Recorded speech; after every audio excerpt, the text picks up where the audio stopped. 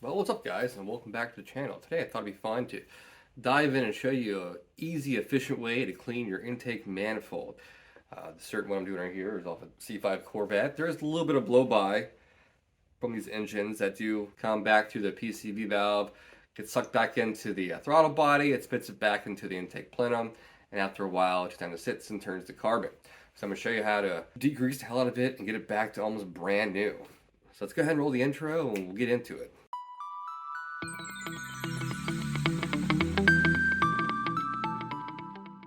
Taking the actual intake manifold off has been done to death on YouTube.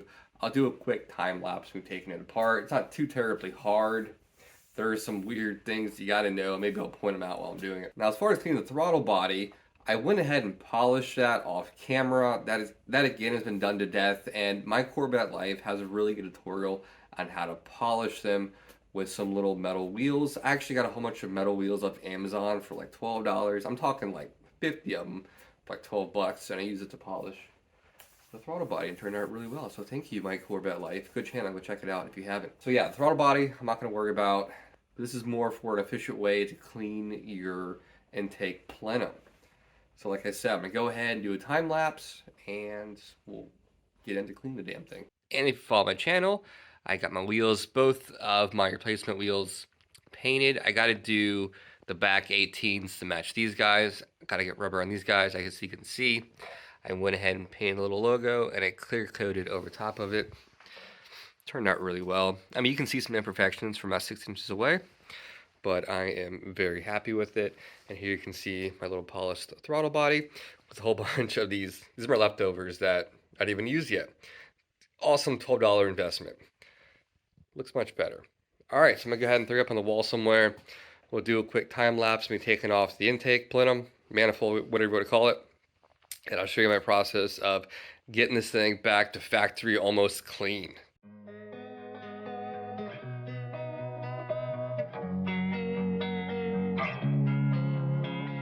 Losing time, I'm fading fast. I just wanna make it last. Try to let go of the past. I close my eyes, embrace the blast. Sleepless nights and headaches stack. Restlessness to hell and back. What's my purpose? What do I grab? A slippery surface, a heart attack.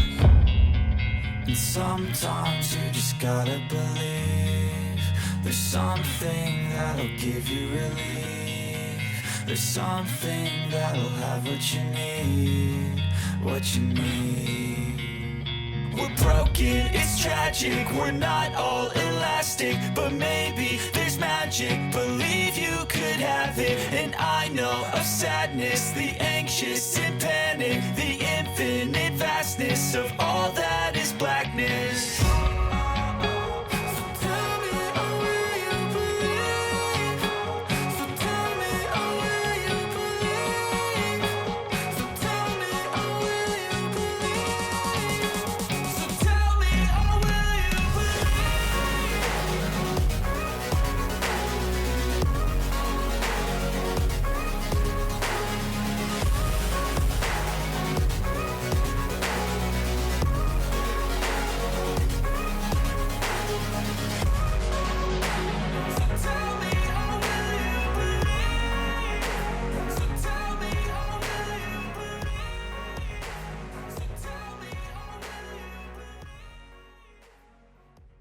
And just like that, we got our intake manifold out.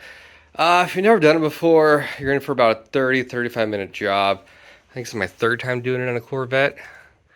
Not too bad at all. And when you're in here, you can look at stuff. Those two guys right there, those are your knock sensors.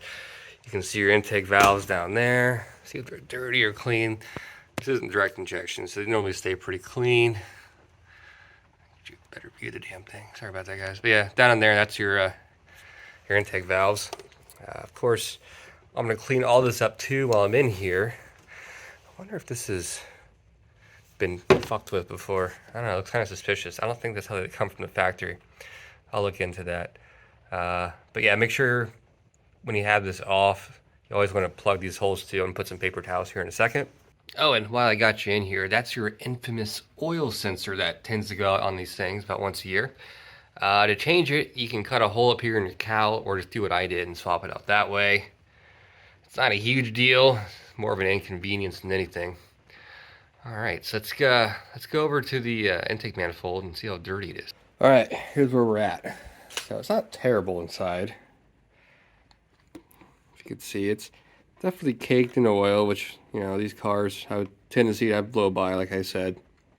About what I expected, honestly. Why I do have it out, though, there is a lot of sharp edges in here that I do want to go with some sandpaper and kind of round it out. Now, I, for whatever reason, was born with like small hands and tiny wrists, so I can actually fit my hand inside of here. So I'm just incredibly lucky to be able to do that. So I can get in there with a scrub brush if I want to.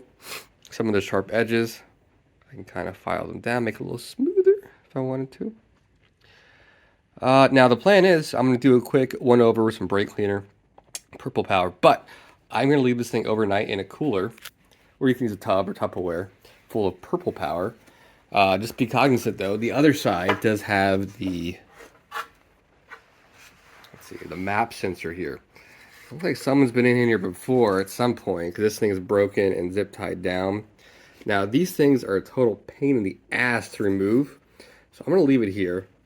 Half the time we try to move one of the things, you're going to break it, and the only way to get a new one is from another LS1 or LS6 motor. I'm not trying to do that, so I'm going to wrap this up in plastic really well, zip tie it, and make sure it's really secure. Kind of have this part hanging out of what I'm going to be submerging it in.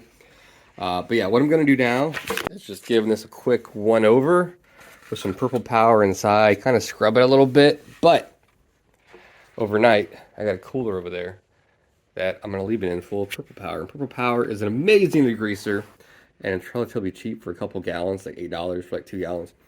So I'm going to do that and dilute it a little bit with some water, and we'll let this guy soak overnight. And I'm going to show you guys the results tomorrow. All right, actually I was going to use the cooler, but it was kind of big for what I needed to do, and given the sensor up there, I didn't want to dick it up. So I found this at Walmart real quick. It's like something like a 10-gallon trash can, and it fits almost perfect. So I'm gonna go ahead and put 3 of these guys in there. They're $6 a piece at Walmart. Dilute the rest with water, and I'm gonna let this sit in here overnight. And then tomorrow, very minimal cleaning will need to be done. I'll use some brake cleaner inside to get any residue out. Run a hose through it, and I'll show you guys the results. And here's how it looks. So this is 3 gallons, and I think this is 10, maybe 12 gallons. So it's like 4 to 1, 3 to 1. Diluted in Purple Power. Purple Power, if you don't know, is an amazing degreaser. I use it for my rims. It always looks awesome. It works better than any other rim cutting degreaser or cleaner out there. So yeah, I'm gonna let it do the work. So it's gonna sit here. This is pretty warm water I put in there for a good 20 hours or so. Take it out. I'll throw a brush through it or something, some kind of like dryer duct brush, get all the loose debris, and clean it out with some brake cleaner. And like I said, all the sharp edges in there, I'm gonna take my hand in there with a piece of sandpaper, smooth that out a little bit, and then I'll show you the final result. All right, it's been about 19 hours, and with literally doing nothing to this thing so far, all this crap has came out from inside of it, all the film. It's pretty gross. So I'm gonna go ahead and dump this, dry it out as best as I can. I'll show you the inside. And then I did pick up on the way home tonight, one of these guys. It's meant for your coils on your fridge, but should be perfect for all the little nooks and crannies inside. But before I do that, I'm gonna take a sanding block and go on the inside and smooth out the edges as best I can. Then I'll clean with a brush, and then we'll do one more deep clean, like Simple Green or something, and do a good flush. Let's go ahead and get this thing drained out, and I'll show you how it looks just by doing this. So yeah, I just took it out, and all the way down, it's just gross debris and stuff I never could have got.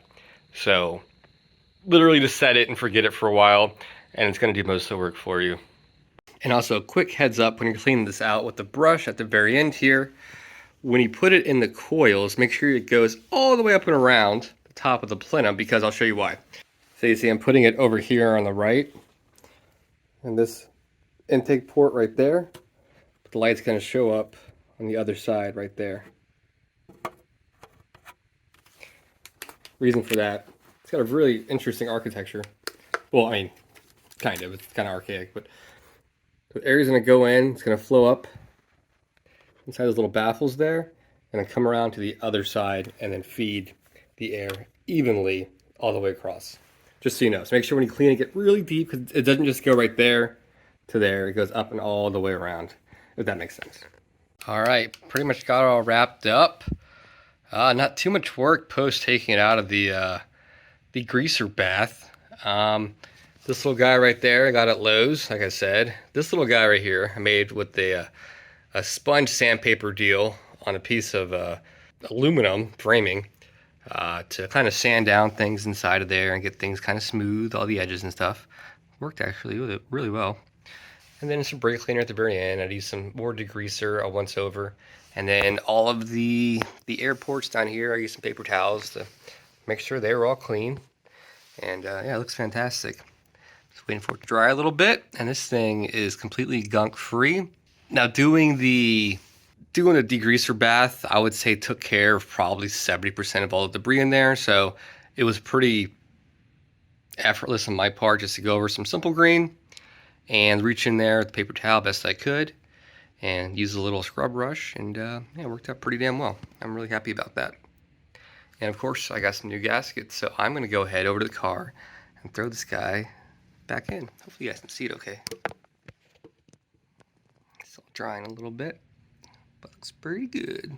And I do want to go ahead and clean off the top of the valley there, get all the debris out of there and stuff before I put the intake back in. And a quick snap of the finger. Bam, all set. Wasn't too bad of a job. I mean, outside waiting a day for it to clean itself, the actual mechanics behind it and a little bit of scrubbing you got to do, maybe an hour and a half of your time. Not too terrible. I clean the engine bay. Now the top of the panel looks really good. Everything else looks like doo-doo. Yeah, so next video I'll take you for a ride and let you know if I feel any difference. I mostly just wanted to do it because I had no idea how long this thing's been sitting in there, just hanging out. It could have been the last 20 years. I had no idea. But now I do know it's nice and clean and there's sludge in there. One less thing to worry about.